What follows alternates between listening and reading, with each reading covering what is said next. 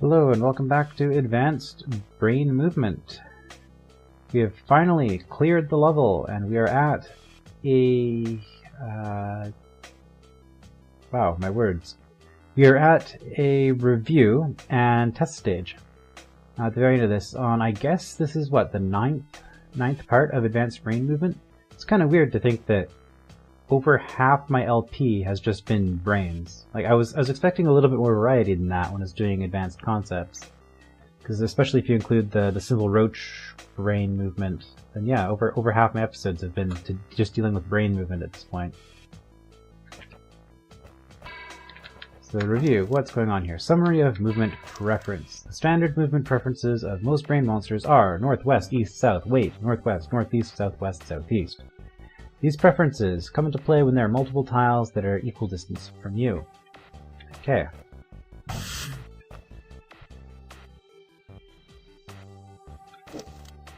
Roaches and many other monsters use these preferences without changes, even though their use of these preferences, or whether they even move at all, may differ from monster to monster. Okay, so this is just a matter of not dying.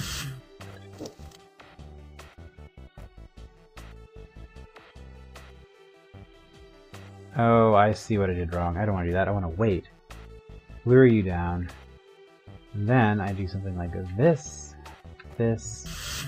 I have a sword. Okay. There we go. Yeah, and I need to cut my way out.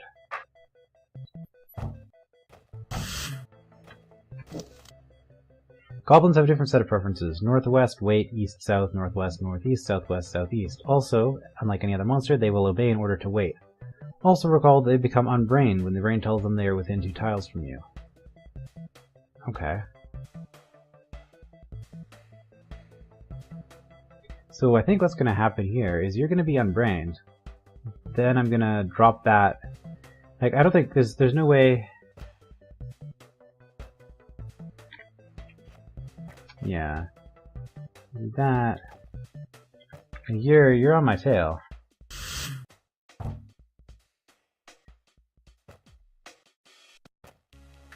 There we go.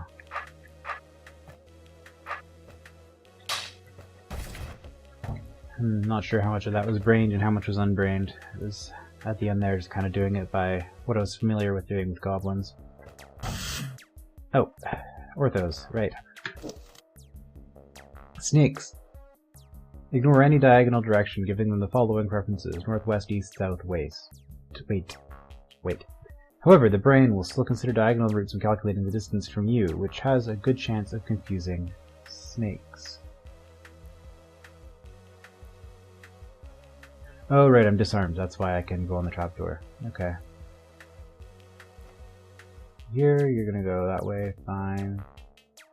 Okay, scroll is an obstacle. How are you going to treat that?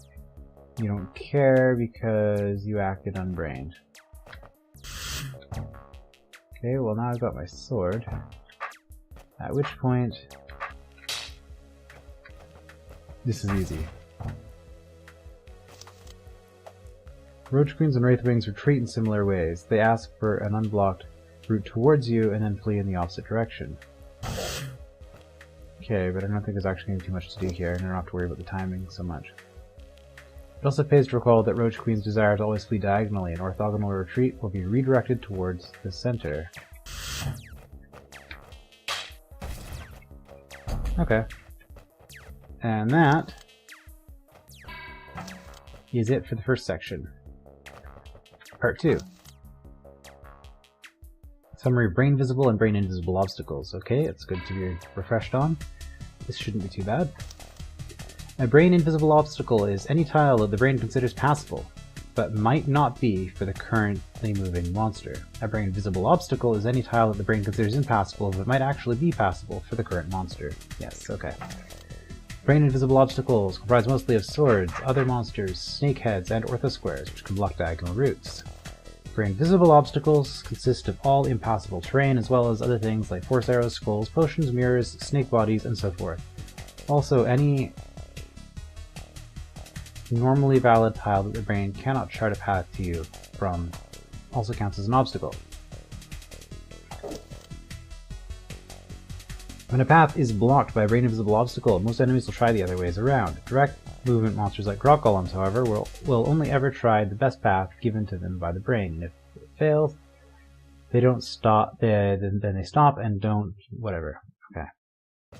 This looks like, honestly, yeah, this is pretty trivial. Do I want this? I do. Okay.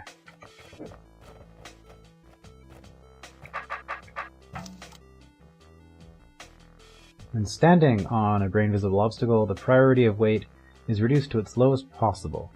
Any other move onto a tile that the brain can trace a path to you from is preferable. As such, brains will never order a monster to wait on a brain visible obstacle. However, goblins are an exception. A goblin standing on a force arrow, scroll, or other brain visible obstacle will act as a fun brain. Okay. Unfortunately, I have to actually back up again to... Oh, and there's no way to get him off to the side. Okay. I mean, I guess I could do this. If I really cared.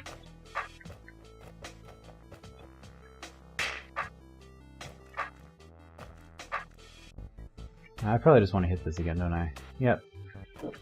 Might as well.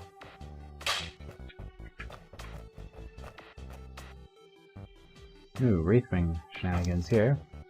Wraithwings and Roach Queens flee in the opposite direction of the brain's path to you. If you take the direction a brained rock golem will pick on any given square and then reverse it, that is the direction a Roach Queen will flee in. Roach Queens will then convert a non-diagonal retreat into a diagonal one towards the central lines. Wraithwings, by comparison, flee in the opposite direction a brained roach would take. They react differently to brain invisible obstacles. They're Ormites, so actually my sword orientation doesn't matter. Okay.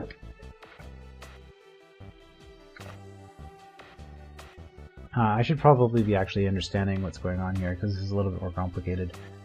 So you flee here, but you can't go here. So where do you want to go? Here?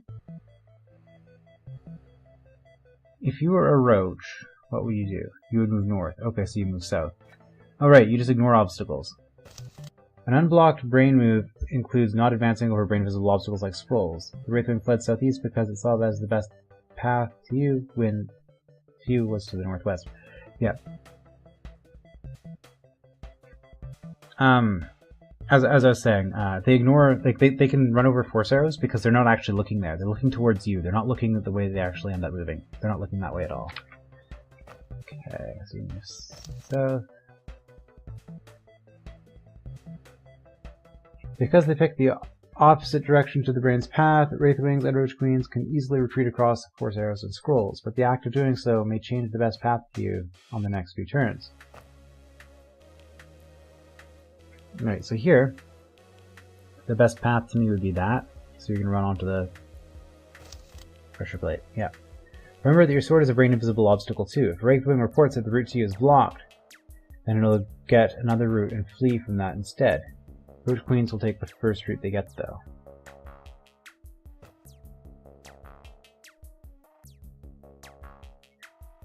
From here... Yeah, so I figured there's no way to get you up, no way to get you back from there. So I think what this is saying is I need to...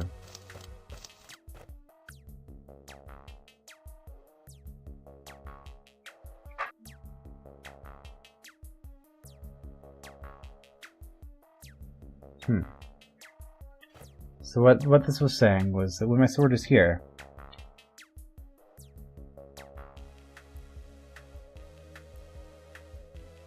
it wants to move here.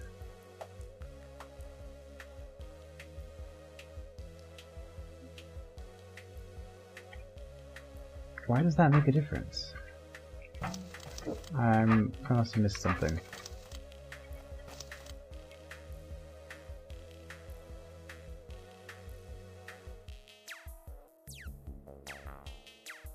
Is it telling it to move through the force arrow, though? I don't think it is, right?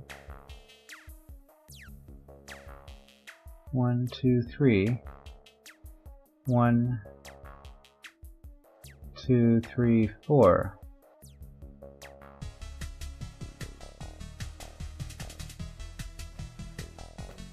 I don't understand what's going on there. Also remember that Roach Queens act unbrained when they are on top of scrolls, force arrows, mimic potions, and invisibility potions. They would not be unbrained on, say, a closed yellow door, for example, unless there is no path off it. So I'm standing here. It ignores the force arrow that I'm on, right? The brain path just goes directly to me. So it would choose here.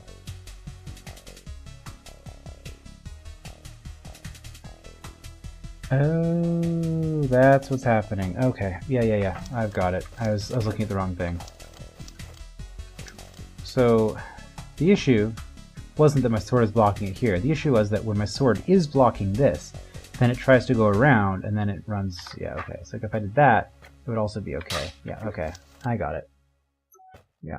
The issue was that my sword was blocking the space that the roach would have wanted to move into, so it was choosing a different way and then retreating opposite. Oh, there's a scroll there. For Seaf and Water Skippers, all brain-visible obstacles to their path map are considered as passable, just like brain-invisible obstacles. Because of this, Seaf and Water Skippers are never unbrained unless they are ordered to wait. This is also the only exception to the rule of brains not ordering enemies to wait on brain-visible obstacles. Since they calculate distances through such obstacles for Water Skippers and Seaf, they are able to be treated this way. That decoy is about to die. Okay. However, they will do their utmost to minimize the number of brain-visible obstacles they must cross in order to get to you. This is what helps determine which squares within their area they will head for. I wonder if I should have returned my sword. Doesn't matter, they're Ormites. Okay.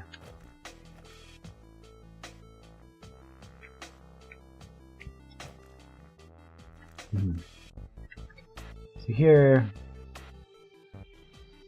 This is the closest water tile to where I'm at. This square is exactly the same number of obstacles away from both sides of the river, but heading east takes you farther from the western side, which will cause the water skipper to decide that the other end is closer to you. Right. So I can bring it all the way down, maybe. Oh, maybe not. I think that was a bad idea.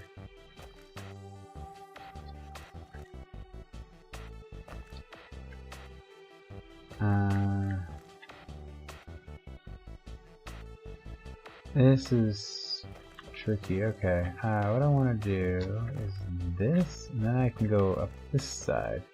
There we go. This is diagonal, so you can move diagonally across the water. This is just going to let me out and into the next section. Okay.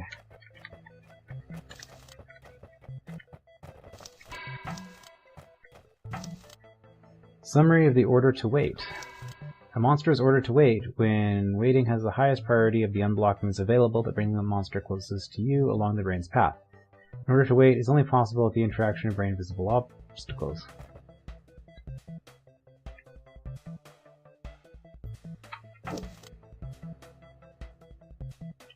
Here, the roach cannot move south to get closer to you. Northeast is blocked by force arrow that it could only cross when unbrained. North would take it further away. As such, wait is the closest unblocked option, even though a path to you is seen, the roach is unbrained.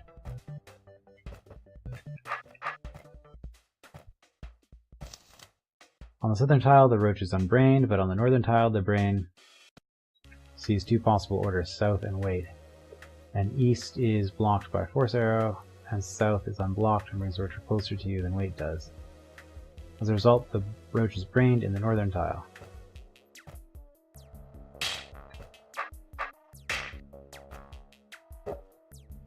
What I figured.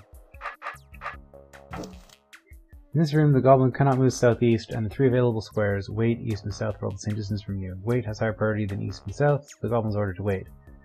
Unlike normal enemies, the goblin will obey this order.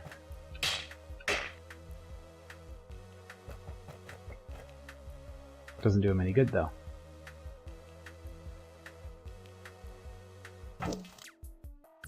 Snakes can be ordered to wait, too, causing them to ignore the brain and act on their own initiative. In this room, the only way to proceed would be to entice the rattlesnake across the arrows. In order to do this, it must be unbrained. I need it to open those. Okay.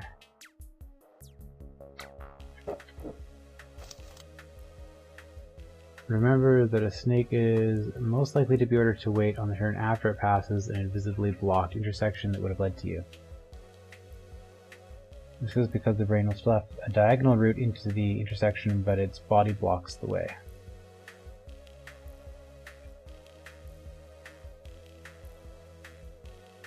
Right. That's not what it's saying. What it's saying is...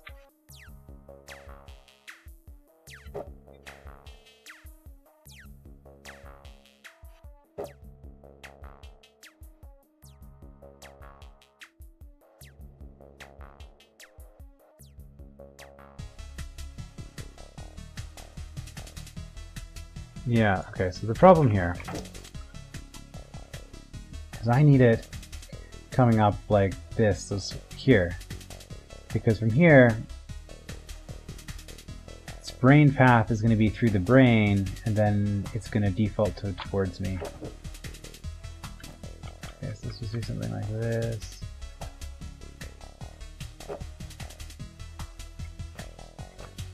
Does this depend on...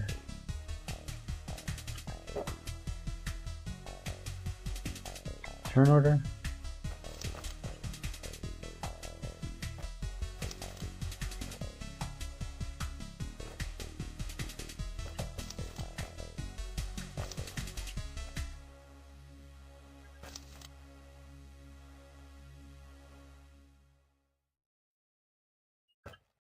I'm not actually... Look, what I want is I want you coming the other way off of this.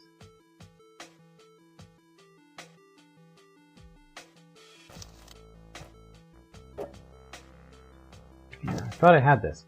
Snakes can be ordered to wait too, causing them to ignore the brain and act on their own initiative. In this room, the only way to proceed would be to entice the tail snake across the arrows. In order to do this, it must be unbrained. Remember that a snake is most likely to be ordered to wait on the turn after it passes an invisibly blocked intersection that would have led to you. Right.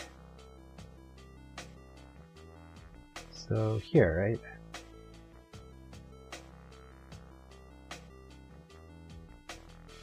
Yeah, that's what it's telling me. Is snake facing towards the brains is what I need. But it didn't work here. Did it not work because of the clock? The clock doesn't have any effect on it. It's brained. Unless it's told to wait. If it's told to wait...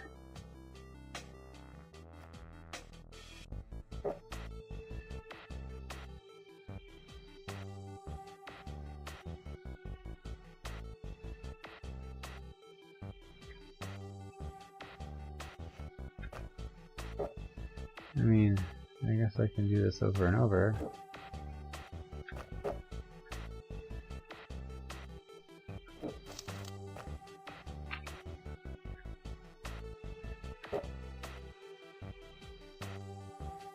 Oh, I've got the timing wrong. That's what's going on here. Yeah. Because I'm releasing the pressure plate, and then the serpent's moving, and then the pressure plate's popping up. Okay.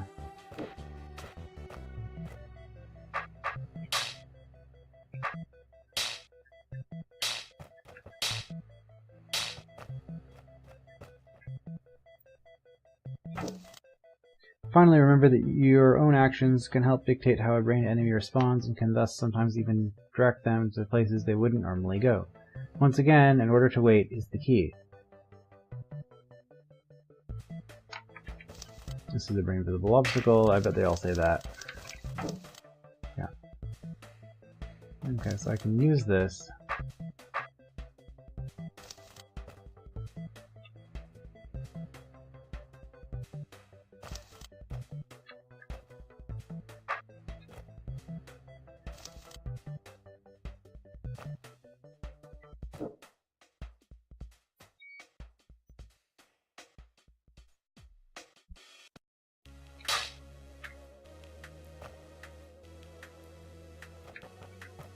Yeah.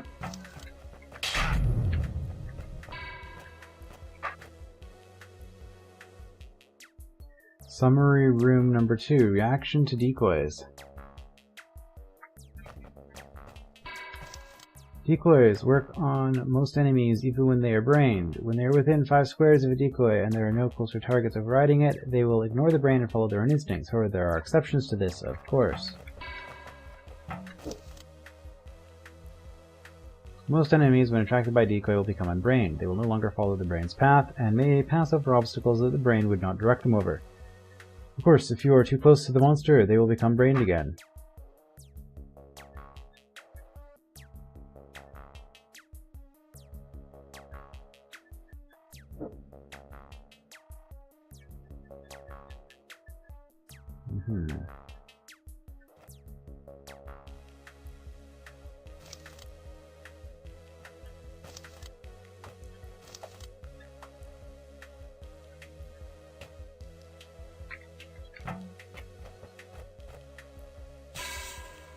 Oh. Right. You can do it that way too. For some reason I was trying to get it around here so I could stab it. Decoys work even if you're within range of any brain. A monster will prefer a decoy if it is outside of your range. The presence of this brain does not prevent the roach being lured by the decoy. Water skippers and seep react to decoys in the same way as roaches and other basic monsters. Well, I can't move. At least not yet.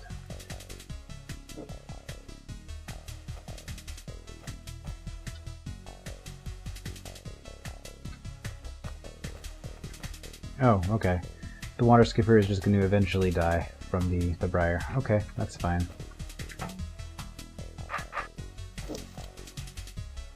Wraithwings also treat decoys as normal, however remember that they flee from it as if unbrained, and that it takes more than one Wraithwing to get them to approach a decoy. A solitary Wraithwing will find it easy to get stuck at the edge of a decoy's range.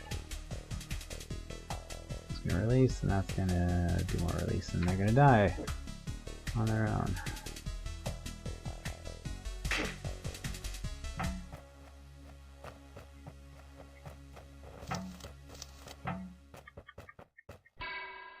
No, they're not dead yet.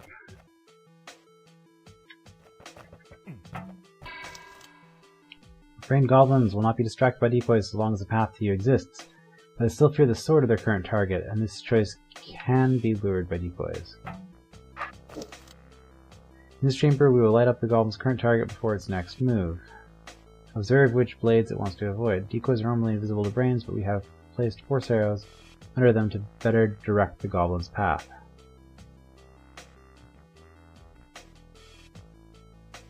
Okay, yeah, you're scared.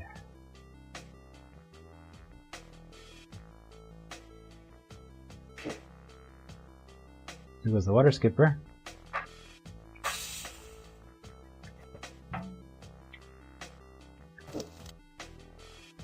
All types of snake will ignore any decoy if the brain can find a path from it to you. Roach queens similarly ignore decoys when attempting to flee. However, even an unbrained roach queen will ignore any decoy if her brain in the room can detect you.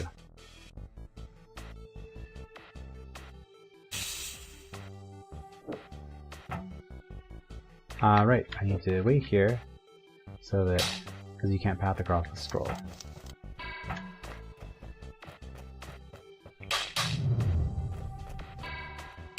There we go. I don't want to do this room. Stalwarts. When around stalwarts, most brain enemies will continue moving towards or away from you based on the brain's path. However, they usually know where the stalwart is, and if it's their current target, they may act on that knowledge. Actually, to be fair, the stalwart interactions haven't been as bad as the decoys, and not as bad as non-brain monsters dealing with stalwarts. Or I guess more specifically, it's the monsters that are moving, which is okay, because when it's the stalwarts moving that you have to predict, that's when it becomes difficult. But monsters predicting stationary stalwarts is okay. The average brained enemy will ignore stalwarts completely, unless the brain itself directs them onto the stalwart, or the monster is forced to act unbrained. Which is what we see.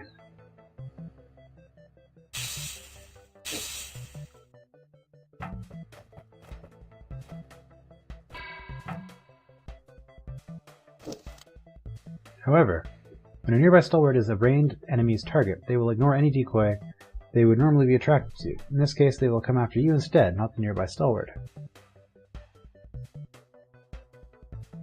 Yeah. So the roach is going to run away.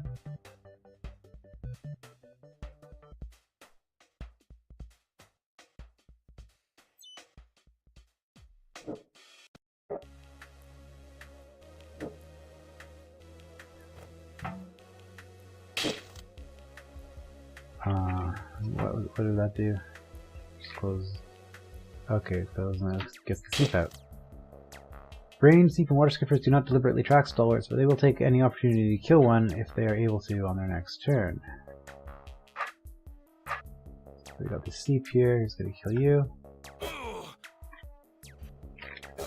Letting you go through, fine. Like Seep, brain goblins will not head for stalwarts nearby unless they can kill them on the next turn, but as mentioned in the last room, goblins fear only the swords of their current target, even though the brain is directing them towards you.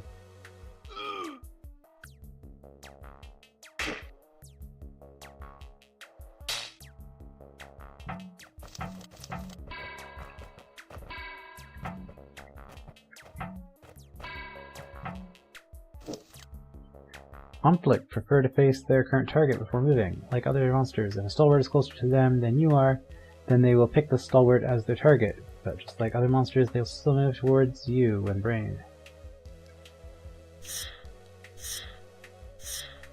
Oh, this is awkward.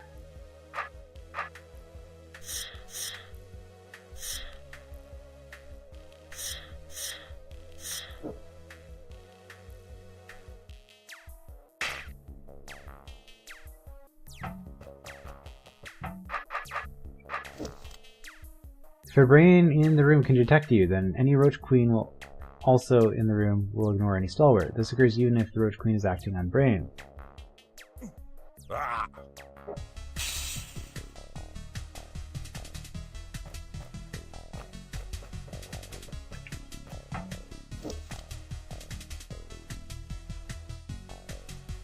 Wraithwings still decide whether to flee or advance to normal. If a stalwart is within 5 squares of a solitary wraithwing, it will flee, but when brained, it will flee using the brain's path to you. This can sometimes cause it to flee towards the stalwart.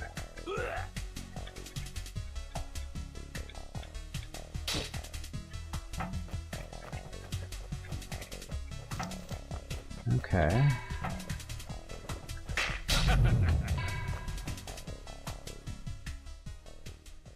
Oh, free room.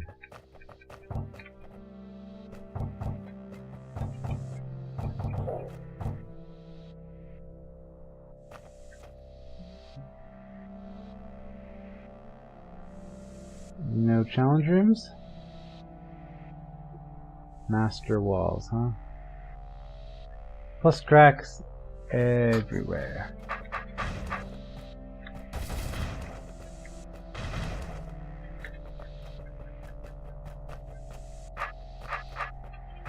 Well, now I know. I was really expecting some actual challenge rooms at the end of this. But I'm not seeing any secret rooms.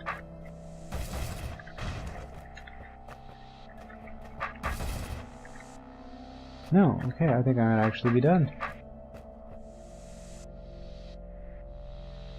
Alright, so that was 9 parts for all of this in order to get advanced brain movement.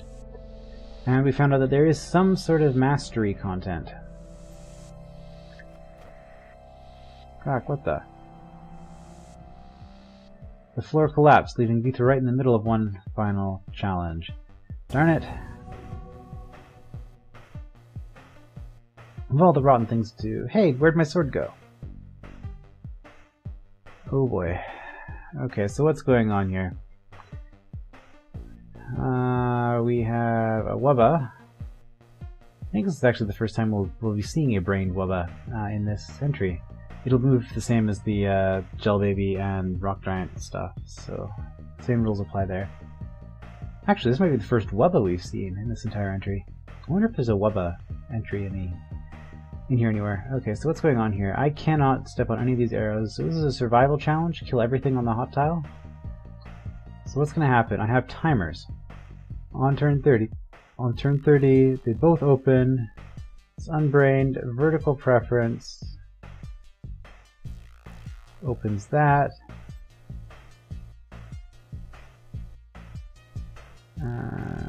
Which is going to release a roach.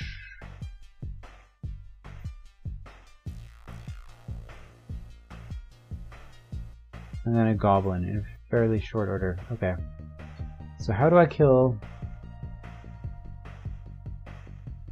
a roach and a goblin? Goblin, I want the goblin on this side of me with this. This ortho square should do it. I don't think I need anything to kill the goblin. I think I can just use this setup as is. So killing a roach. Funny, the goblin seems easier than the roach, assuming I thought about this right. Roaches. How am I going to kill a roach here?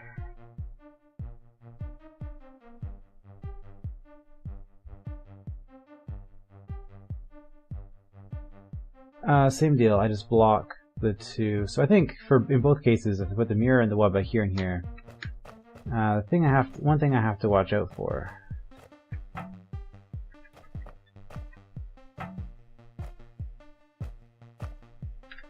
Okay, I just do this.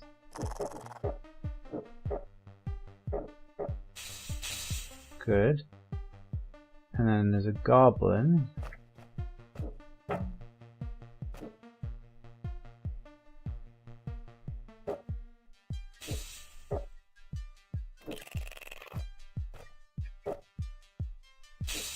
That worked. Oh, they're gonna keep coming. Rattlesnake.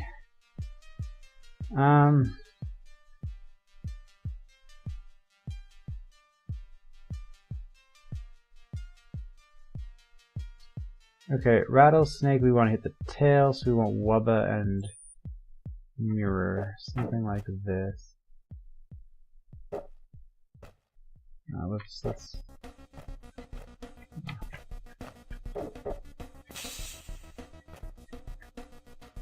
I failed.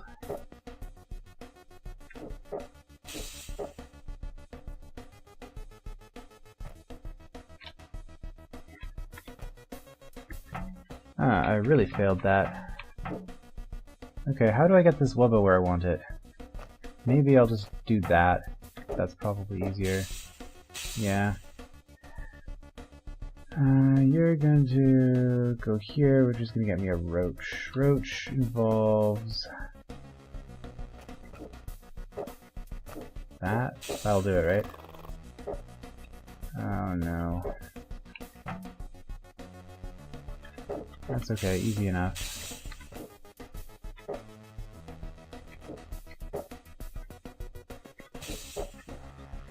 There we go. There we go. Goblin.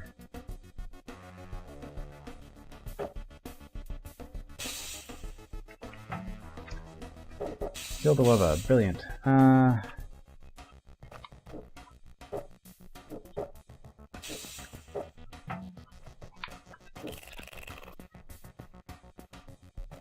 No, I have to do that. So this goblin's next.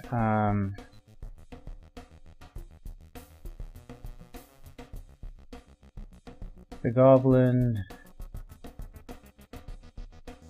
I guess it's just going to keep rotating probably. So again, oops, let's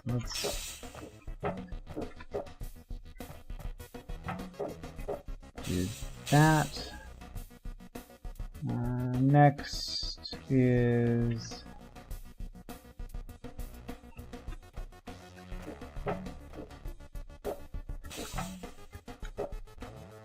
oops, let's just do this and hope it goes there. Okay. Roach.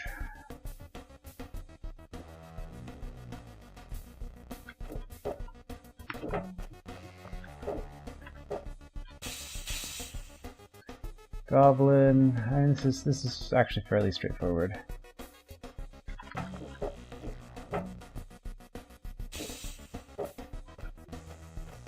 Oops. Okay, rattlesnake.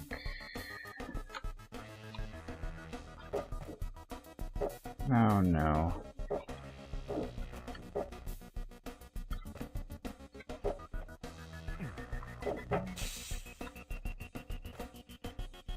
Fail.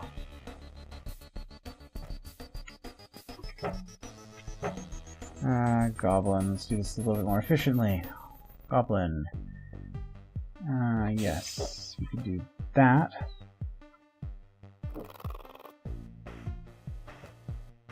Goblin was first. So, rattlesnake, how are we going to deal with you? This was too slow.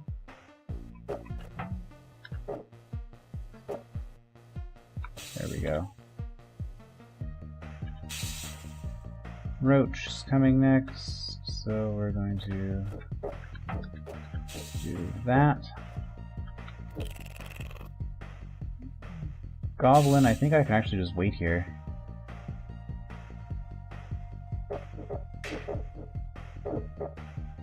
Fail.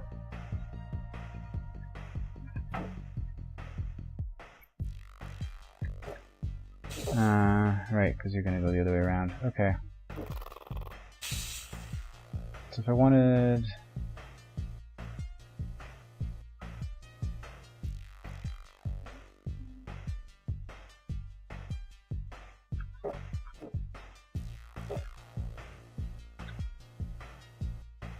Yeah. Oops. I want to do that, but it's not going to work.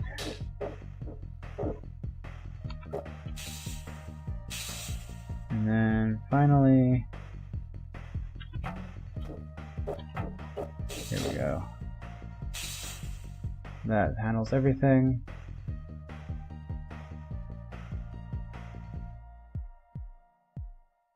I think.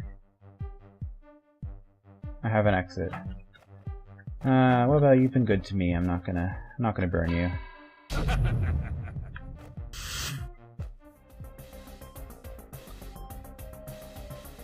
Wow. Only 12 deaths. Some of which were in this room. Only 6 secrets, surprises me. 12 hours on one level, and that is... no, I probably did leave it running a little bit during editing. Well, no, I definitely did, because it was what? 10 parts at maybe 40 minutes apart? So, very, very long.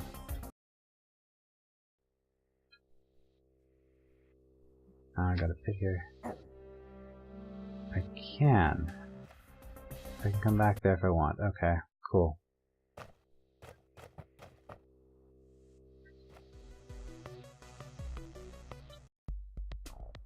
Beethro returned from the advanced brain movement annex. His brain's stuffed with all sorts of information about brains and their effects on other monsters. Is there anything else to learn about brains? Somehow I can't imagine that there is. Yeah, no, I was thinking about that. Now that Second Sky has come out, there is actually. Well, first of all, I guess, in Gunther and the Epic Blunder, shallow water, I believe brains float on shallow water. You can drown them in deep water, but they're fine on shallow water. Which doesn't, I guess, matter too much until you get to DROD 5, where you have pushing weapons, and then you can push a brain onto shallow water, and it'll survive. However, pushing weapons brings something else with it to brains as well, where you can have puzzles designed around monsters being brained, and then the turn that you stun the only brain in the room, the monsters will act unbrained for that turn while the brain is stunned. So there's some fun stuff there. And then of course, the new monsters, I guess Pops aren't attracted, Pops will eat brains. I don't think they're directed by brains. I don't think if there's anything else that could have been added in Second Sky. I guess technically, like, custom scripted monsters are unaffected by brains, so things like lemmings. But anyway, that's enough of that. Let's just get this over with.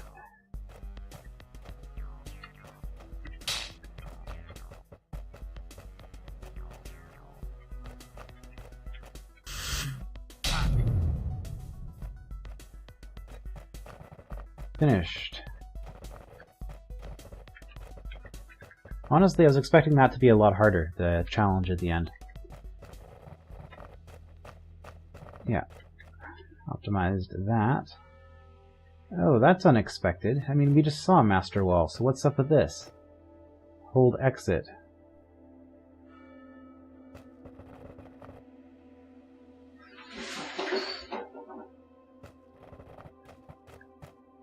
Got a pile of stuff just fell over in my kitchen. I'll have to investigate that in a second. Disarmed mimics and rock columns. Oh wow, we're closer to the end than I thought. And actually, despite me doing most of this blind, when I was in the restore screen, I noticed I had actually scouted out these 2 levels before, so I think I might have done one attempt like a couple years ago. I guess I have been playing this game for that long now. Where I went up here and then I tried this route, I think because like I said, with the speed potion part, I didn't like the speed potions. So I've cleared this, but I have no memory of it. Rock golems, I have a little bit of memory of it, and I know that I've done half of it, maybe. So this isn't going to be completely blind, but I do remember that there are some really tough puzzles in here. For sure. Okay, so what's going on here? Because of the ortho squares, it is now impossible to kill both of you. Okay. Simple enough. Yeah, sorry, but this is where we stop. Right, don't keep going. Call an episode there, and then we have a nice episode boundary, and we go on to rock golems in the next episode, getting very close to the end of Advanced Concepts. So I will see you then.